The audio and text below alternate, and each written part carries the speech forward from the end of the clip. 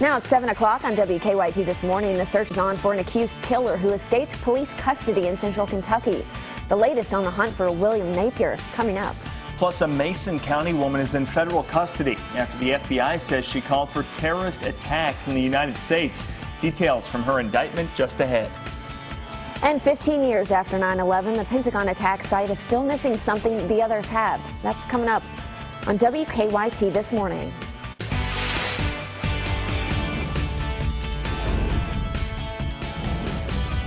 This is WKYT This Morning. Good Saturday morning to you. Thanks so much for joining us. I'm Michelle Chamberlain. And I'm Sean Moody. Happy weekend to you. And if you're wanting to do some outdoor stuff, earlier in the day might be the best. Yes, earlier in the day, because later today, the rain is coming in. Here's meteorologist Mike Linden with a look at your forecast. Well, Michelle, it's certainly more than rain. We are looking at quite an active afternoon. A strong cold front bringing in not only the rain, but potentially damaging winds as well. Now, looking at the Defender radar network, things don't look bad right now over Kentucky, but widen this view out, and there's that big mess to our west. A cold front already skirting its way eastward, set to bring us not only again those strong thunderstorms, but again the potential for some damaging winds as a result. Most of these thunderstorms will be strong, but a few of them have the potential to be severe.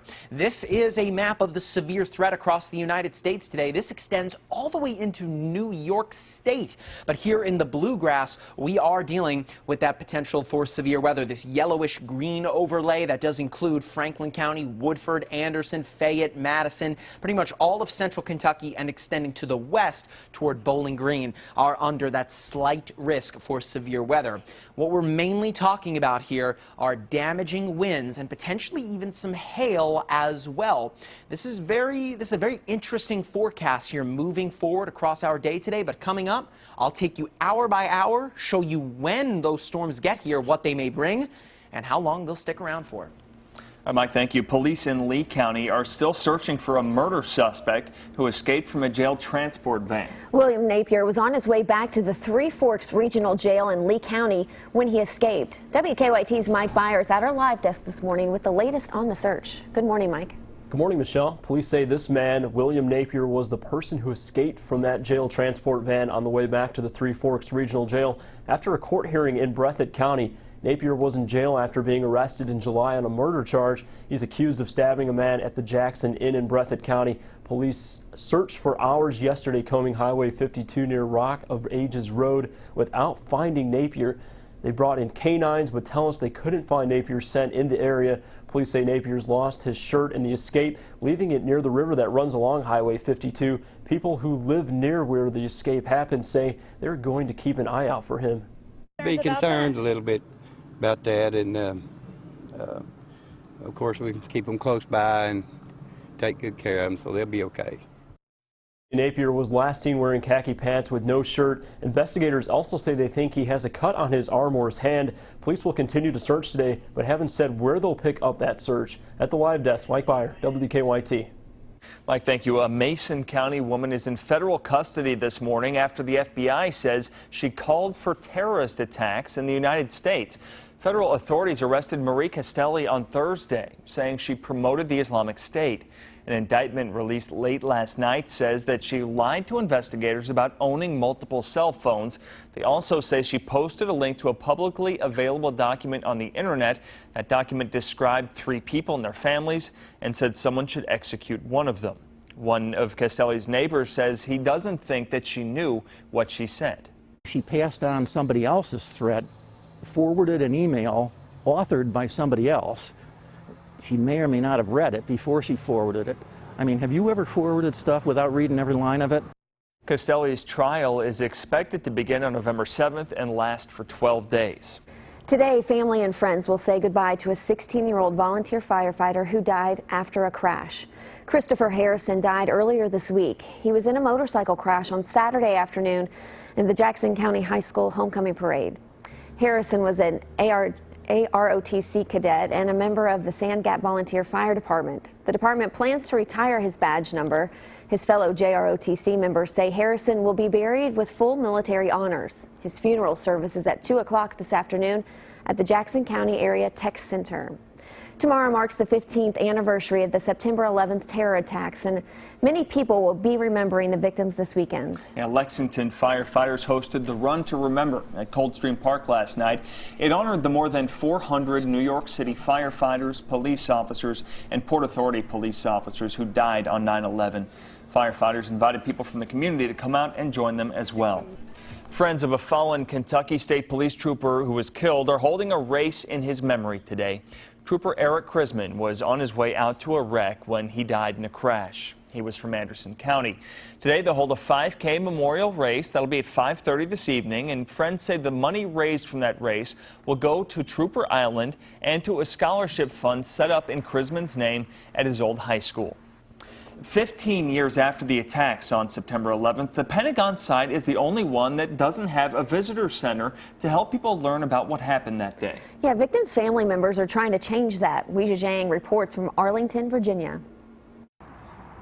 There are times Zach Lachek can't believe a day has passed since September 11th, 2001, let alone 15 years. It just seems so fresh to me, and I remember those memories of the day, like it was yesterday. He was 9 years old when terrorists crashed a plane into the Pentagon, killing his father, David. As a country, it's kind of getting to the time where time may have healed those wounds. For me, time doesn't really move the same way. We met Lachek at the Pentagon Memorial, a place he visits often, specifically this sculpture with his dad's name inscribed in it. There are 184 benches in all, representing the lives lost during the attack here. We have to learn from history so that it doesn't repeat itself. The Pentagon is the only 9/11 attack site that does not have a visitor center or museum to help people understand what happened. There is a plan in the works to build one on this lot next to the memorial, but right now there's not enough money. Anybody can help. Jim Lachek, Zach's uncle, works with the Pentagon Memorial Fund. The group has raised $6 million out of the $25 million it needs to get the project off the ground. Kids that now come to visit the memorial weren't even born. They were born after 9/11. This visitor center and everything would be very important just to really show kind of what happened to our country and how our country responded. And it will ensure the memories of Lachek's father and all the victims never fade. Weijia Zhang, CBS News, Arlington, Virginia. Now this week, the fund received its largest gift to date, $2.5 million from the Deanna Davis Spencer Foundation. The fund hopes to break ground by 2018 and have the center completed by 2020. It really is hard to believe that it's been that long. It really does feel like yesterday. It is, yeah. It is 7:07 now on your Saturday morning. There's still plenty of news coming up on WKYT this morning. Do you read the fine print on credit cards? Most Americans don't, but we'll have to tell you why it's important that you do in about 10 minutes. Plus, one woman is in the middle of trying to set a world record for swimming nonstop. Find out how long she's been going and how far she's got left after Mike's forecast. And while the radar looks calm now, we are tracking what is likely to be a stormy afternoon here in the Bluegrass, with the potential for some of those storms to turn severe. I'll show you the severe threat and show you when those storms arrive coming up. Now, your hour-by-hour forecast with meteorologist Mike Linden. Well, the weekend is here, but we are tracking what is going to potentially be some weather that could ruin the second half of the day today, especially if you plan on being outdoors. Right now, things look okay and will continue to look this way until the early stages of the afternoon, around 2 o'clock or so. But after that, a pretty nasty cold front arrives from the west that's set to bring us not only strong thunderstorms, but the potential for some of them to become severe. We're looking at gusty winds with the potential for some of them to be quite damaging. We are under a slight risk of severe weather. This extends all the way into New York State, by the way, but we are on the tail end of things in Kentucky. That does include almost all of central Kentucky, as far east as Rowan County and as far southwest as Bowling Green. That's through the day today. The major players out of this severe weather threat is easily the strong, potentially damaging winds. Check it out Here's why we'll see those strong winds. Your hour-by-hour forecast, watch what happens as we head through the afternoon. Most of us are going to continue to look okay. In fact, you'll see sunshine from now until about 2 or 3 o'clock or so. It's at that point the cloud cover thickens up, and look at this front on the hour-by-hour forecast. It's incredibly well defined. You can see the thunderstorms and the heavy rain within them as well, but this is why we're going to get that strong wind. Look at the temperature out ahead of the front. 84 in Montgomery County, Madison County, Rowan County, 84, right? Look at Lexington, 74 degrees. That's not a far drive, Montgomery County into Madison County, and a 10-degree difference. That just goes to show you the cool air behind this front, and that just screams strong winds. We're looking at potentially a squall line here moving through the bluegrass, set to bring us those incredibly gusty winds. So if you do plan on being at any outdoor events, especially around 5, 6 o'clock or so, it's at that point that things could get pretty messy in the bluegrass. The rain and the thunderstorms will stick with us up till about midnight tonight before that front exits to the east of us. But again, behind it is cool, dry air, just wiping the slate clean and setting us up for an awesome Sunday. Temperatures in the mid-70s. That's nice and mild for this time of year. Not to mention Monday. Monday looks pretty good too. Good way to start out the work week. With temperatures in the mid to low 80s and upper 70s. Again, the major player out of this severe threat is the winds, easily. Number 2 would be the hail. As you saw, there's some cool air coming in behind this front, and of course, with those thunderstorms, the potential for the hail is there. Flooding and tornadic activity, especially in Kentucky, is going to be quite low, but it is certainly something that we will keep our eye on. Again, that front behind it, that cooler, almost reset button air coming on into the Commonwealth and making things feel a whole lot like fall after a summer-like day like today. Let's not forget that before this front gets here, we're talking about temperatures in the upper 80s with some pretty humid conditions. It's going to be pretty steamy out there through most of the afternoon before this front gets here. Again, the timing on that is right around 3, 4 o'clock or so for Jefferson County and Franklin County, and moving into central Kentucky at around 4 or 5 o'clock or so. This front is kind of hustling right now, so it could be a little earlier, could even be a little bit later. But one thing's for sure, the second half of our day today is going to look a whole lot different from the first half of it. That's too bad, because there's a lot of fun things going on outside so today. Many cool things going on outside today, but Mother Nature, I guess, didn't get the memo. Yeah. Later tonight, it's going to get windy here in the bluegrass. All right. Thanks, Mike. So the official end of summer is almost here, but one woman does not want to get out of the water. As a matter of fact, she's on her 16th consecutive hour of swimming. Yeah, check this out. This California woman is trying to swim 45 hours straight to break a world record. Kim Chambers is swimming 93 miles on the Sacramento River nonstop. She has to wear a regular swimsuit and cannot have any physical contact with her support crew in order to qualify for that record. Now, she started at noon Pacific time yesterday. That trip is to raise money for a charity to help veterans who suffer from PTSD. That is a lot of swimming. That is impressive. Yeah. More impressive than the teeter-totter world record Yeah. that we had the last hour. Certainly a lot more demanding on the body, Yeah, I can would you think. imagine swimming that long? Yeah, I could tread water for a little bit. Certainly not 45 hours.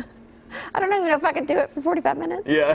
Oh, that's terrible. We've got more coming up on this Saturday morning. Yeah, we are reading the fine print, and you should too, especially when it comes to your credit cards. We will tell you why when we come back here on WKYT this morning. Welcome back, 7:18 on your Saturday. When it comes to having a credit card, it's really important you make sure to read that fine print. But like most fine print things, most Americans don't. Jerika Duncan takes a closer look at why credit card agreements are so hard to understand. 35-year-old Justin Barton has had several credit cards over the years. Have you actually read the contract for your own credit card? I've never really read it in detail, just skimmed through it and signed my name to it. Because Barton, like many Americans, finds the contracts too confusing. There's a lot of fine print in there. You almost need a law degree to understand it.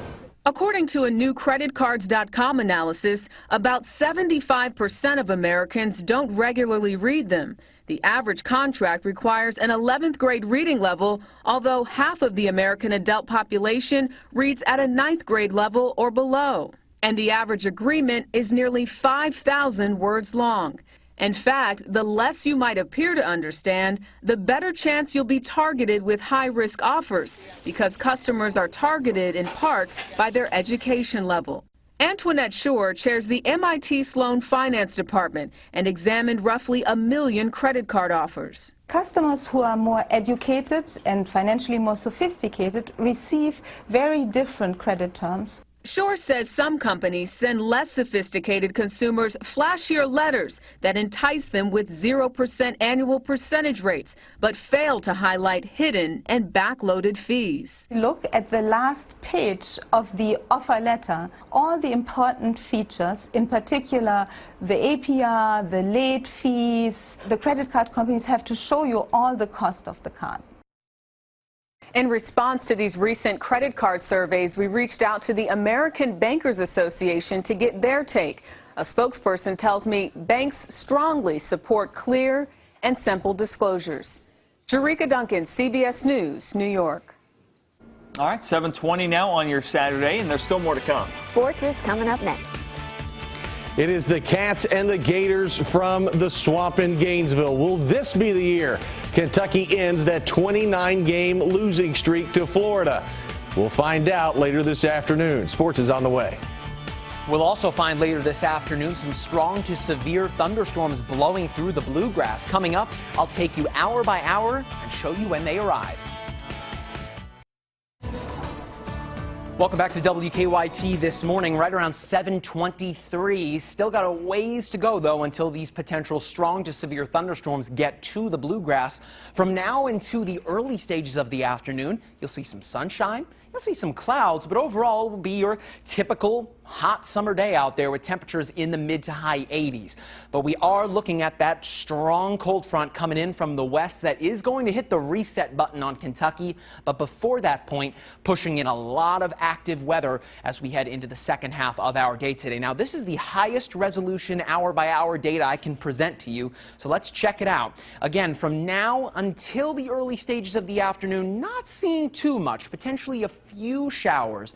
But as we get closer to about 3-4 o'clock or so, over Jefferson County and Louisville, look at this very distinct line coming in from the west. That will continue to work its way eastward, and that looks pretty messy, right? That's through your afternoon today, beginning at around 4 o'clock or so over Franklin County and tracking its way eastward into the bluegrass. All these little red dots that you see there, those are individual thunderstorms that could become larger and potentially bring us not only heavy rain, but also some strong to very gusty, potentially damaging winds. We are under a slight risk for severe weather. That includes most of central Kentucky, and that extends southwestward toward Bowling Green as we head into our afternoon today. Again, that all gets started at around 3-4 o'clock today, so if you have any plans to be outside at that time, it might be time to think about a backup. So while the weather kind of looks stormy and a little rough heading into the afternoon today, we've really got to hope that's not the case for the Wildcats heading down to Gainesville. Speaking of which, here's Brian Milam.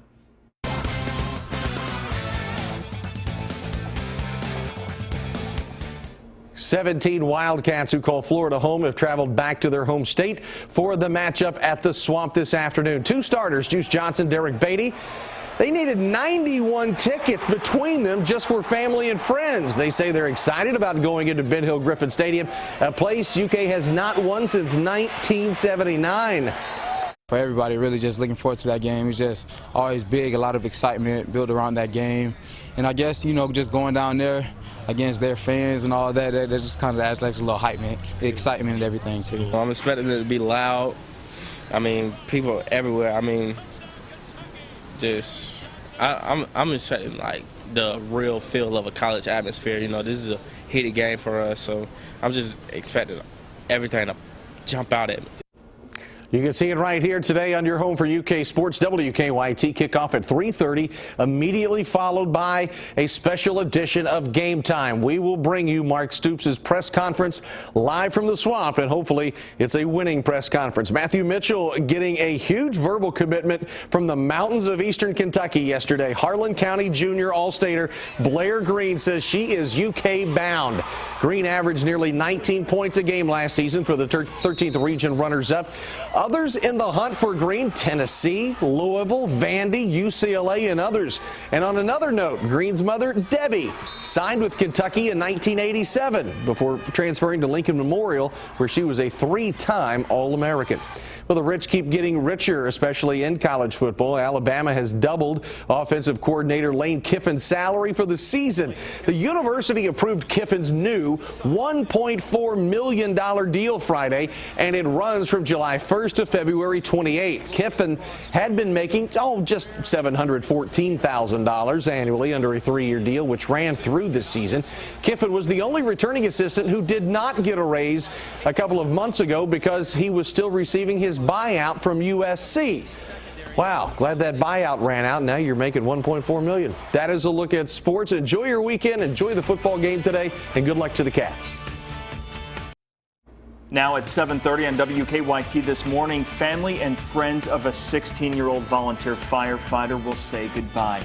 We're looking ahead to funeral services for Christopher Harrison. Plus, police are still searching for a Lee County inmate who escaped from a transport van. The latest on the hunt for William Napier coming up. And downtown Danville is going to smell mouth-watering good today for the Kentucky State Barbecue Festival. That plus your forecast ahead on WKYT this morning.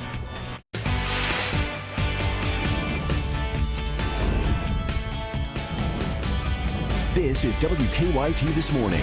We're about to lose Sean after he's talking about some barbecue this morning. I'm just going to hop right up and go ahead to the barbecue festival. You guys have fun with the rest of the newscast. As long as you bring us some back. Hey, that'll work. Now maybe I'll stick around. Happy Saturday. I'm Sean Moody. And I'm Michelle Chamberlain, and Sean is going to stick around, but this nice weather is not. Yeah, that sounds that way. Meteorologist Mike Linden is standing by with kind of a tale of two Saturdays. Most definitely. The first half of our day today is going to look pretty run-of-the-mill, humid, warm, summer day here in the Bluegrass, and by looking at the Defender radar network, you would think that. But look at the northwestern corner of the map there. Let's widen things out.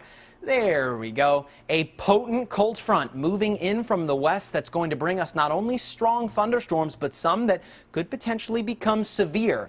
That will bring us as well gusty to potential damaging winds as a result. Now, we are under a slight risk for severe weather today. That actually extends as far north as Pittsburgh, Pennsylvania, and New York State. But here on the tail end of that severe track is the Commonwealth of Kentucky, and that does include most of central Kentucky, as far east as Rowan County, and as far southwest as Bowling Green. That is your afternoon today, beginning at around 2 o'clock or so. Now, this severe threat is again going to pack quite a punch. Those strong to potential severe thunderstorms are going to be popping across the state today and tracking their way eastward. Coming up though, I'll put an hour-by-hour track on those storms, show you where they'll be and when, and what they'll bring as we head into Sunday. Mike, thank you. Today, family and friends will say goodbye to a 16-year-old volunteer firefighter who died after a crash. Christopher Harrison died earlier this week in a motorcycle crash on Saturday afternoon after the Jackson County High School homecoming parade. WKYT's Mike Byers at our live desk this morning looking ahead to today's services. Mike? Chris Harrison's funeral service will be held later today to honor the former Sand Gap volunteer firefighter. His fellow JROTC members say he will be buried with full military honors at the service. Last Saturday, he marched as a JROTC cadet in the annual homecoming parade. Then on his way home, he got into a motorcycle accident. Harrison later died on Tuesday due to complications from that crash. We talked with the Sand Gap fire chief earlier this week, and he says Harrison is someone that will not be forgotten. Harrison joined the volunteer fire department as a junior firefighter at 14 years old. He'll always be a part of this department and this community. Well, none of us will ever let them forget about him, that's for sure. The Jackson County JROTC chapter and the Sand Gap Volunteer Fire Department will both be a part of the funeral services. Once again, the funeral will be held at 2 o'clock today at the Jackson County Area Tech Center. Firefighters also say that Harrison's badge number 466 will be retired from service. At the live desk, Mike Byer, WKYT. Mike, thank you. A murder suspect is still missing this morning in south central Kentucky after he escaped from a jail transport van. Yeah, police say they were taking this man, William Napier, back to the jail in Lee County after a court hearing when he escaped. Napier was arrested back in July and charged with murder. Police searched for hours but could not find Napier. Police did say they found his T-shirt along a river near Highway 52, and he was last seen on Rock of Ages Road. People who live nearby say they are going to keep an eye out for him. Be concerned a little bit about that, and of course we keep them close by and take good care of them so they'll be okay. Police say Napier was last seen wearing khaki pants with no shirt. Investigators also say they think he has a cut on his arm or his hand. The mother of a pregnant woman shot to death on Lexington Street is pleading for your help now, finding the people responsible. Police say Maria Coleman was shot Wednesday night along Winburn Drive. Her unborn baby also died. Coleman's mother told us she's going to fight for justice.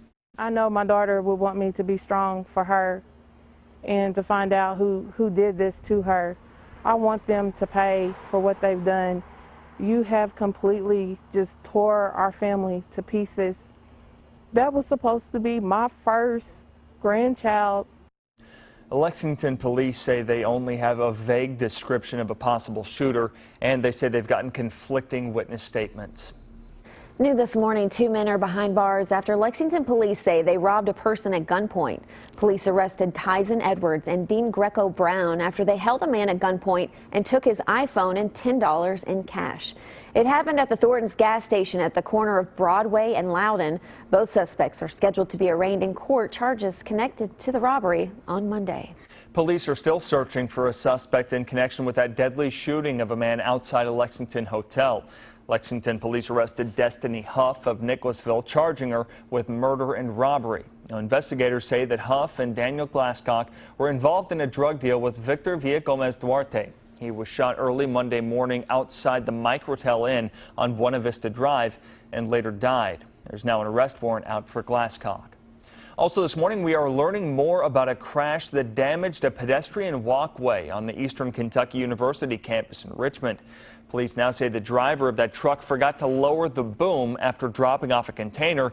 Then you see what happened there. That truck's boom crashed into the pedway above Lancaster Avenue, causing part of it to collapse down to the road below. Now, no one was hurt. EKU leaders, though, say it could take months to repair that pedway. And police think Lancaster Avenue between Barnes Mill Road and Crab Street could be closed for up to 3 weeks while crews make sure that pedway is secure. Wild scene out there that day. Downtown Danville is going to smell mouth-watering good today. The 6th annual Kentucky State Barbecue Festival continues later today. Yeah, seven celebrity pitmasters from around the country will make their way to Constitution Square Park in Danville for the festival. They'll slow cook pulled pork, beef brisket, and ribs to perfection. Now, the festival is not a competition, which means it's good for everyone. So here you get to eat the meat. You can get in any pitmaster's line and order whatever special barbecue they have. So this is an eating event. The festival opens at 11 o'clock this morning. There will be auctions, music, and even hog calling contests this weekend at the festival. Admission is free, but you pay for the food. And Sean is okay with that. Yeah, sounds good to me. I don't know if I'll be able to do any hog calling, but what is hog calling? I got to hear it. I will find out at the barbecue festival today. That was my way of trying to pull it out of him. It's 7:37. You have to try a lot harder than that on your Saturday morning, and we still got more to come here on WKYT this morning. Tom Hanks and Clint Eastwood's first film collaboration, Sully, touches down in theaters this weekend. A preview after Mike's forecast. And today will be a tale of two halves. The first half of our Saturday looks okay. The second half, not so much. It could very well be a messy and potentially severe Saturday. I'll break down that severe threat and show you how it might impact any outdoor events coming up.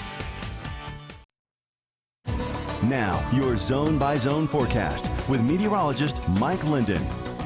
Well, if you had plans to be outside later this afternoon, it's still early enough to start thinking of a backup plan, because the first half of our Saturday is going to look a whole lot different from the second half. Right now on the Defender Radar Network, not seeing very much of anything, nor will we see very much up to about noon or so today. But after that point, it's going to get messy here in the bluegrass, and that's all thanks to what looks to be a pretty nasty cold front coming in from the west. This front is not only pushing in cooler air behind it, which is what we may experience on Sunday, but out ahead of it, potentially some strong to even severe thunderstorms. That is why most of Kentucky is under the slight risk area for severe weather today. Now, that does extend as far eastward, northeastward as New York State, but we are on the tail end of that slight risk area. That does include most of central Kentucky, Rowan County, and as far southwestward as Bowling Green. This will all get going later this afternoon today, so let's check it out on on the hour-by-hour forecast. Again, we'll push ahead in our day today, and from now up until about noon, you'll see mostly sunny, partly cloudy skies with temperatures making it back into the warm mid to high 80s with some humidity out there.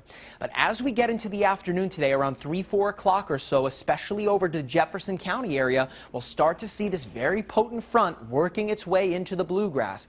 Now, this is why we're going to experience what looks to be potential damaging winds. Look out ahead of this front later this evening. This is around 7 o'clock. Look at the temperatures out ahead of that.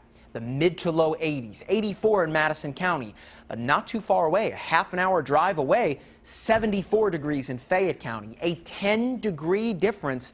And that right there tells you everything you need to know. We are looking at strong winds, potentially damaging winds associated with these strong to potentially severe thunderstorms. Of course, rain will be a factor in all of this as well, and lightning too. Might even see some hail. This is looking like a pretty typical squall line event pushing across the bluegrass. That's going to stay with us until about midnight tonight before exiting to the east over Virginia and West Virginia.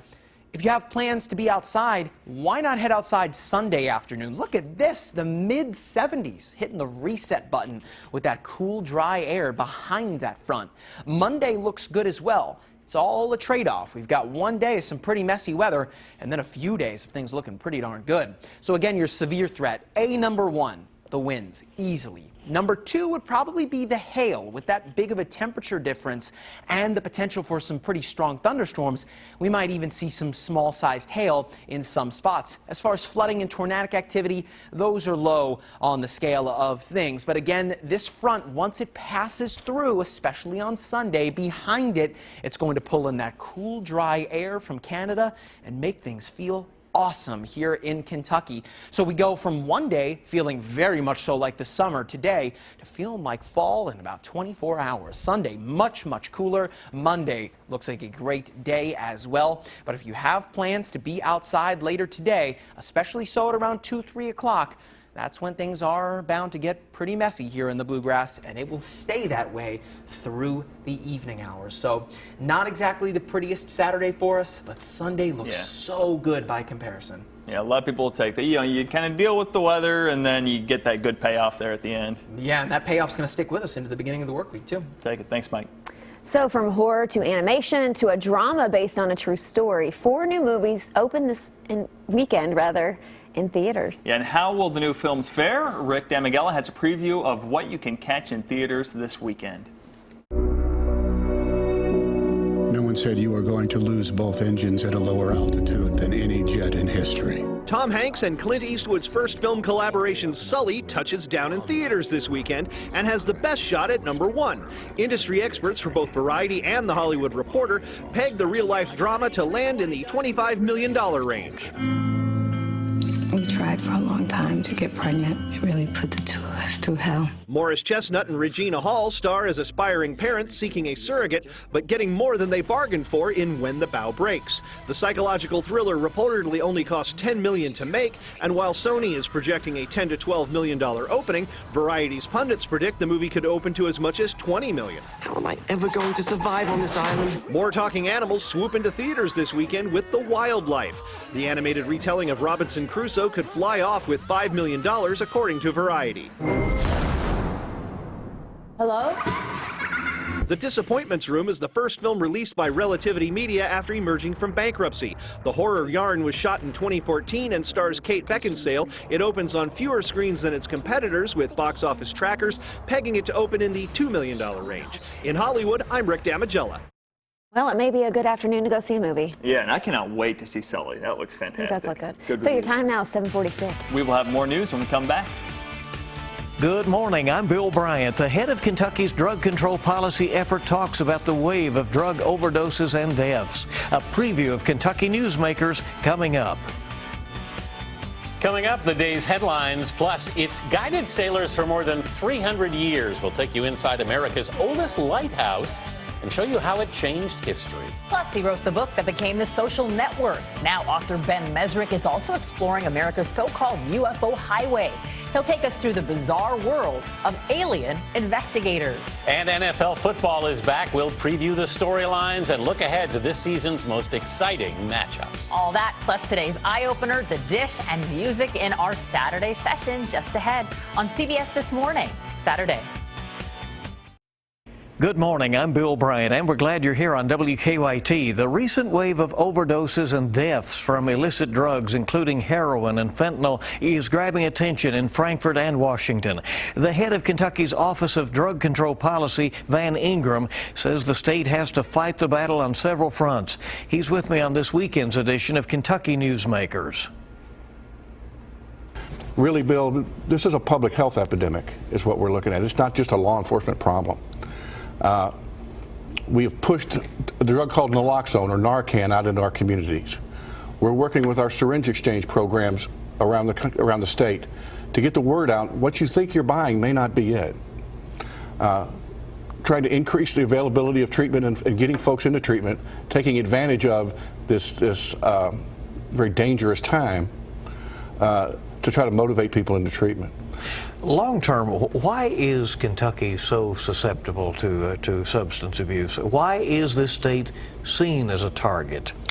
Well, certainly early on, we were one of the leaders. If you go back to 99, 2000, there were more painkillers prescribed in Kentucky and West Virginia than just about anywhere else. Since that time, it's really become a nationwide problem. And it kind of builds on itself. So in other words, that opiate problem built, the prescription pill problem built and built and built and moved across the state. Then the heroin replaces that, and then the fentanyl replaces that.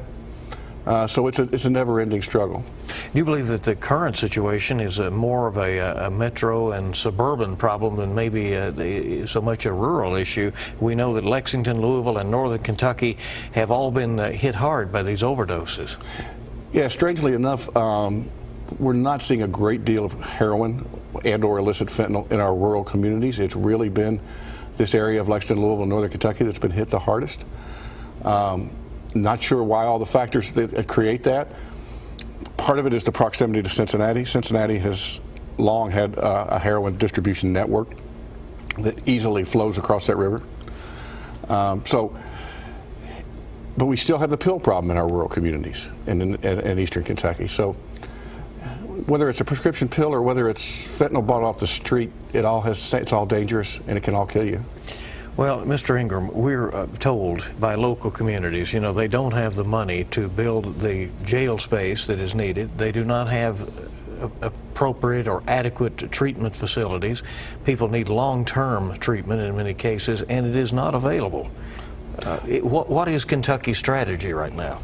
What we're doing right now is trying to beef up those treatment resources, and one of the ways we're doing that, Governor Bevin in this last budget, and it survived the General Assembly, put in $15.7 million to the Justice Cabinet for us to work with some treatment providers, work in our correctional system, and provide more treatment, and we've done that. About 10 days ago, we granted out $4.6 million to 10 community mental health centers around the state to increase their ability to do medication-assisted treatment.